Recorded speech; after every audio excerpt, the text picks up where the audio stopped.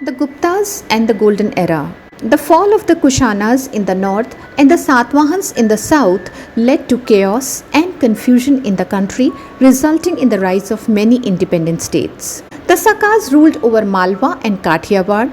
The Lichavis became supreme in Magadh. The Nagas gained power in the north, and the Pallavas established independent states on the ruins of the Satvahans.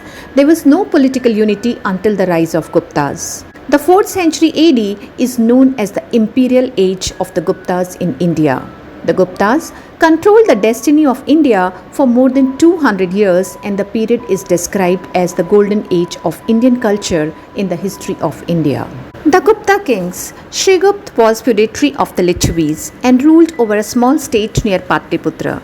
He was succeeded by his son Ghatotkacha, who used the title of Maharaja. But the first independent ruler of the Gupta dynasty was Ghatotkacha's son Chandragupta I. Chandragupta I ruled from 320 to 335 AD. Chandragupta, the founder of this dynasty, ascended the throne in 320 AD. He was an independent sovereign, and during his brief rule, he succeeded in raising the power and prestige of this dynasty. He married a Lichavi princess of Vaishali named Kumardevi and extended his power with the help of his relatives. Soon, he conquered many territories and became an undisputed ruler of a part of Magadh, that is South Bihar, Prayag, that is modern Prayagraj, Saket, that is Ayodhya, and probably a part of Bengal. He assumed the title of Maharajadhiraj, the King of Kings. Next was Samudragupta. Samudragupta ruled from 335 AD to 380 AD. Samudragupta succeeded his father Chandragupta I, who died at a young age. Samudragupta was a great conqueror like Mahapadmanand and Chandragupta Maurya. He seems to have aimed at the political unification of India. A more or less detailed account of his conquest has been preserved in the Allahabad pillar inscription composed by his court poet Harishen. He has described Samudragupta as the hero of 100 battles. Samudragupta was a great military genius and extended his empire in all directions after defeating as many as 9 kings in northern India and 12 of southern India. Samudragupta did not try to gain permanent possession of his conquests in the south because he could not control South India from his distant base in the northeast. Instead, he was content with receiving tributes from the defeated princes and bringing home a large store of treasures. Samudragupta's conquests. 1. Conquests in North India. Samudragupta uprooted many princes of Aryavrat or the upper Ganges valley and the adjoining regions. He defeated the confederacy of the 3 Naga kings, namely Nagasen, Ganpati Nag and Nandi. He defeated the Kota kings, whose kingdom was a part of modern Rajasthan. He conquered the forest states in Ghazipur, Jabalpur region. He subdued the non-monarchical tribes as the Malwas, the Yodhyas, the Madras, the Abhirasas and the Arjunayans. 2. Southern Campaign.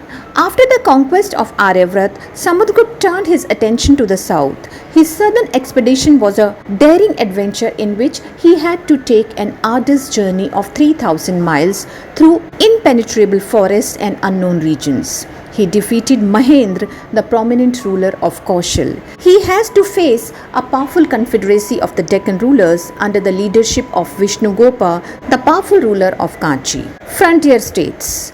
Among the frontier provinces, those who accepted the status of vassalage were the rulers of Samtat, South and East Bengal, tribal republics of Kamrup, Devak, Nepal, Katripur. The conqueror celebrated his victories by the performances of the Ashwamedh sacrifice. Meghwarn, king of Ceylon, sent an embassy to him and secured his permission to erect a monastery at Bodh Gaya for Ceylonese pilgrims. Samudragupta, the Indian Napoleon.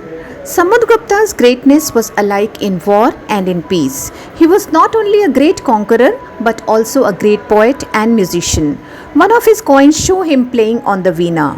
Although he was a Vaishnav Hindu, he was tolerant towards other religions. Samudragupta laid the foundation of a big empire which extended from the Himalayas in the north to the Narmada in the south and the Brahmaputra in the east to the river Yamuna and Chambal in the west.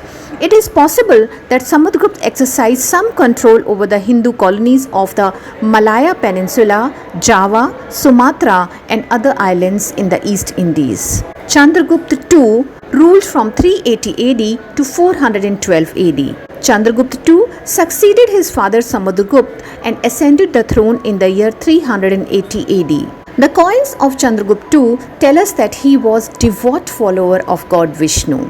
He assumed the title of Vikramaditya, which means son of power. He married Kuber Naga, a Naga princess, and won over the friendship of an important dynasty.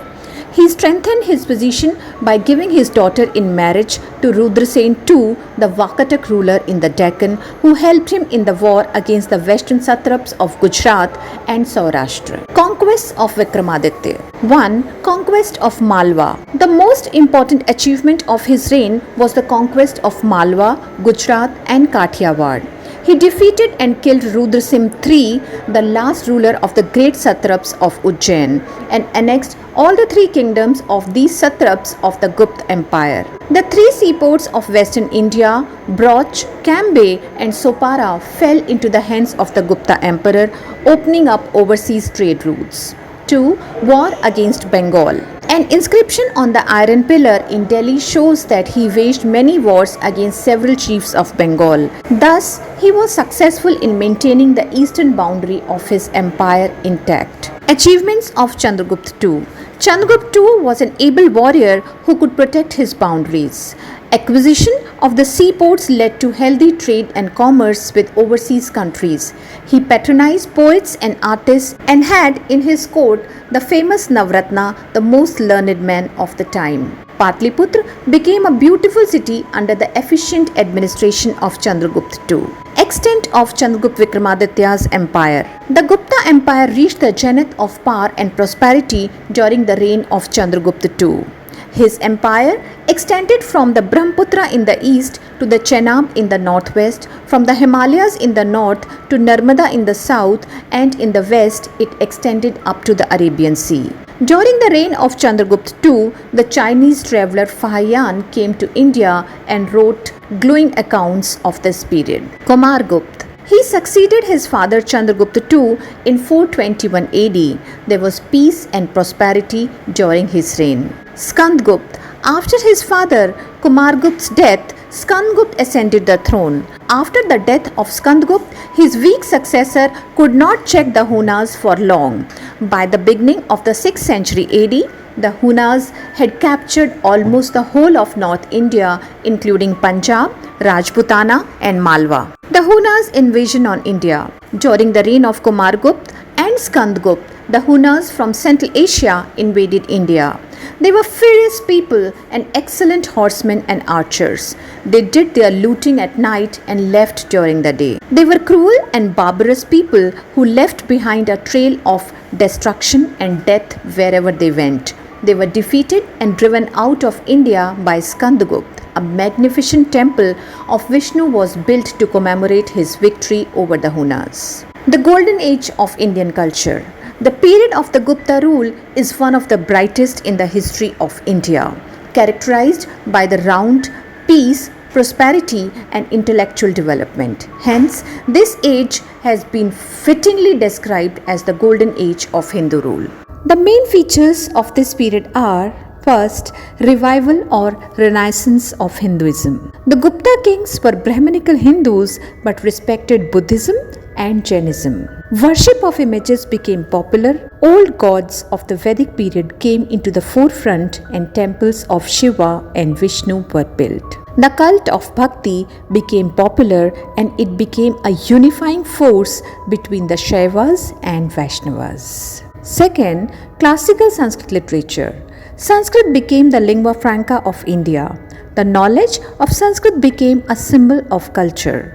This period is compared with the Persian age of Athens and the Elizabethan age of England. The literary achievements of Golden Age are: First, Kalidas was a great scholar poet and playwright of this age. His well-known works are Shakuntala, Raghuvansh, Meghdut and Kumar Sambhav. Second, Vishakdat, Dandi, Harishen were other great poets and writers of this time. Panini and Patanjali were famous grammarians. The Ramayana and Mahabharata were revised and rewritten during this period. The great Panchtantra, a storehouse of wonderful stories, was written during this period. The Panch, that is 5, and Tantra, body of principles, that is taught, was apparently composed to teach 3 unlettered princes how to think and not what to think. With mere book learning, men remain fools. The man who acts using his knowledge, he is wise. The 5 tantras include friendship, knowledge, confidence, sincerity, and achievement of success. The Panchtantra draws upon a vast variety of characters from the world of humans and of animals to depict the strong and the weak, the high and the low, the predator and the prey. Third feature of the golden era was progress in education. India made great progress in the field of education during the Gupta period. Apart from a network of pathshalas, the temple schools, many centers of higher learning at Nalanda, Takshashila, Ujjain, Sarnath and Ajanta assumed great importance. These institutions were given liberal finance by the Gupta monarchs and wealthy merchants. Holy places like Prayag, Banaras, Mathura, Nasik and Kanchi were also centers of higher learning. The curriculum of studies included the Vedas, Puranas, Itihasa, Smritis, grammar, logic, philosophy, astronomy and astrology. This era was known as Golden Era also because of the development of scientific knowledge. Scientists, mathematicians, astronomers and physicians flourished at the court of the Gupta rulers. Aryabhat and Varahamihir were 2 great astronomers. Aryabhat explained the causes of solar and lunar eclipses and methods of calculating the timings of their occurrences. Vrihadvagbhat was a great physician of the Ayurvedic system of medicine. Brahmagupta, a great mathematician, made a contribution to the field of mathematics. Discovery of zero is India's contribution to mathematics. The Gupta era also saw the heights of metal casting. The science of metallurgy reached a high standard during the Gupta period. The iron pillar at Mehrauli near Qutub Minar in Delhi is a standing testimony of their excellence. The 25 meters high copper statue of Buddha at Nalanda is the best specimen of casting copper statues. The coins of this period also indicate the excellence in metal casting. This era also saw great progress in art and architecture.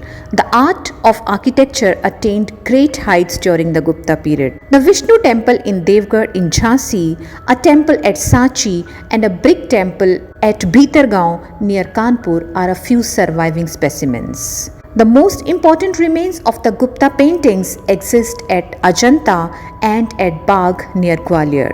These paintings are called frescoes. The subject of most paintings at Ajanta and Bagh is stories from the Jataks. The artists could paint non-religious subjects like human, animals and plant form with equal ease. Sculpture. The sculpture of the Gupta period had developed great sensitivity for the understanding of his art. The sculptor also developed great skill in the folding of drapery, making it cling to the body and giving an effect of transparency.